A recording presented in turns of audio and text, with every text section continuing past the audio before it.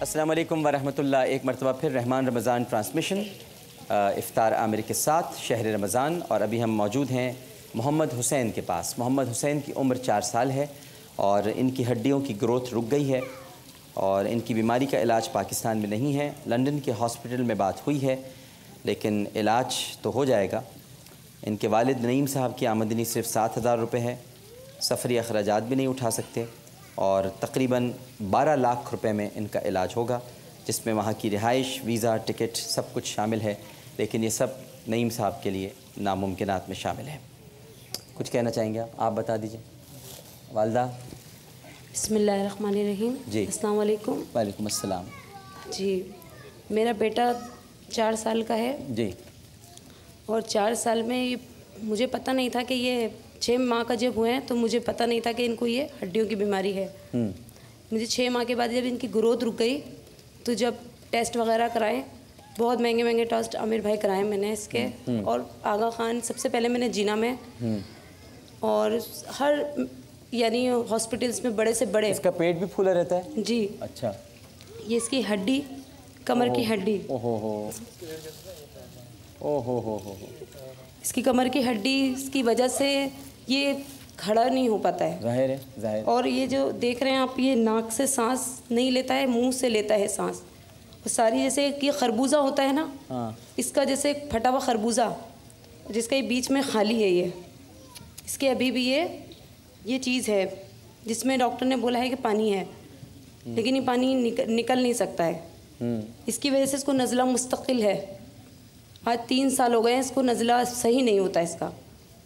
तो अब ये सिर्फ और सिर्फ पाकिस्तान से बाहर इसके इलाज? जी, हमने ये आगा खान में दिखाया है इसको। आगा खान के डॉक्टर बिल्लू, डॉक्टर साहब जो हैं सबसे बड़े, गफ़ार बिल्लू, उनको दिखाया था। उनको जीना में सबसे बड़े ये क्या नाम है, जमाल रज़ा, सबसे बड़े स्पेशलिस्ट इनके वही हैं। हाँ। उन्होंने बोला इसको लाना बेकार है, यहाँ इसका इलाज नहीं है। बैतुल माल ने इसके लिए ऐलान किया था।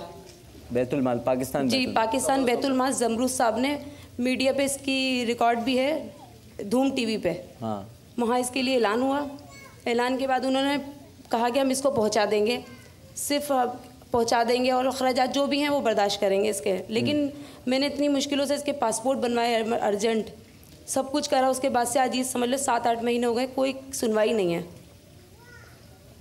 मैं 2 साल से मुस्तकिल परेशान हूँ। इख्तियार भाई, ज़मरूद साहब, मैं ज़मरूद साहब से बात करूँगा। हाँ, उन्होंने इसके लिए ऐलान भी किया था। मेरे कॉलीग भी रह चुके हैं, जब मैं MNA था किसी ज़माने में मेरे साथ थे, मैं भी उनसे रब्ता करता हूँ।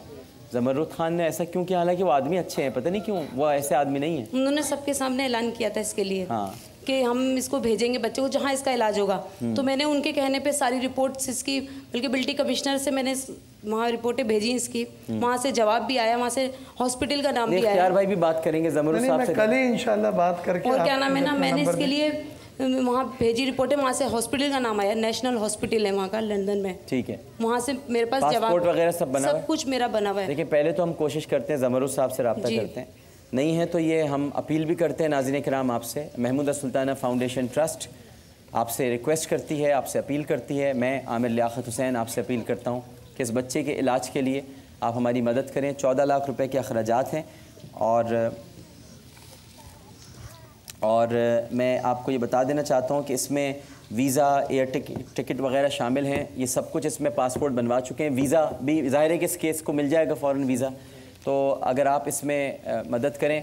मैं आपको बताना चाहता हूँ, आपके लिए अभी मुझे ख्वाजा गरीब नवाज़ वेलफेयर ट्रस्ट की तरफ से 4 लाख रुपए देने का आपको ऐलान हुआ है, ठीक है ना। तो 4 लाख रुपए और आ गए आपके पास, और आपके लिए भी 4 लाख रुपए का ऐलान हुआ है, और आपके लिए भी 4 लाख रुपए का ऐलान। तो इस वक्त 12 लाख रुपए का ऐलान ख्वाजा गरीब नवाज़ वेलफेयर ट्रस्ट की तरफ से हो गया है। तो अल्हम्दुलिल्लाह, देखें आहिस्ता आहिस्ता कतरा बन रहा है, कतरे कतरे समंदर बन रहे हैं। आपका मसला तो इंशाल्लाह मुझे लगता है जल्द हल हो जाएगा। और इस बच्चे के लिए भी 4 लाख का ऐलान हुआ है। और मैं मज़ीद अपील कर रहा हूँ कि हमारे अकाउंट डिटेल्स पर इन्हीं बच्चों के लिए आप जो करना चाहते हैं वो आप करें।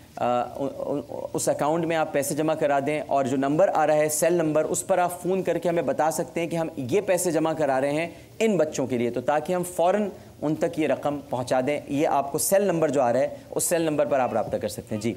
वो असल में लंदन में रमादा होटल है, हाँ वहाँ भी बात हो गई थी उनकी, ठीक है। जमरूद साहब की, उन्होंने पूरी तस्दीक कर दी। नहीं ज़मरूद साहब से तो हम कल कर लेंगे बात, वो भी करेंगे, वो उनके दोस्त हैं, मेरे भी दोस्त हैं, हम बात जिला इंक्वायरी भी हुई थी इसकी। ठीक है। हम यही चाहते हैं आमिर भाई कि हमारे बच्चे का इलाज हो, इंशाल्लाह नॉर्मल बच्चों के तरह इंशाल्लाह होगा, इंशाल्लाह होगा।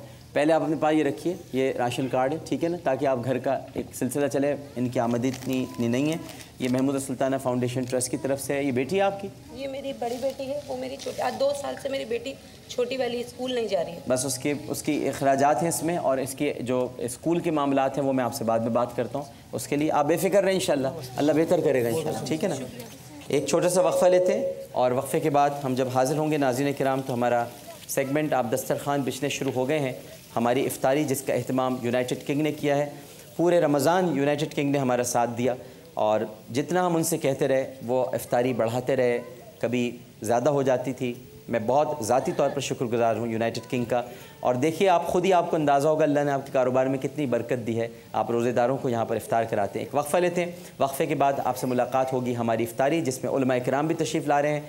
उलमा किराम भी यहाँ पर होंगे, यकीनन इख्तियार भाई हमारे साथ रोज़ा खोलेंगे आज, आप लोग भी हैं।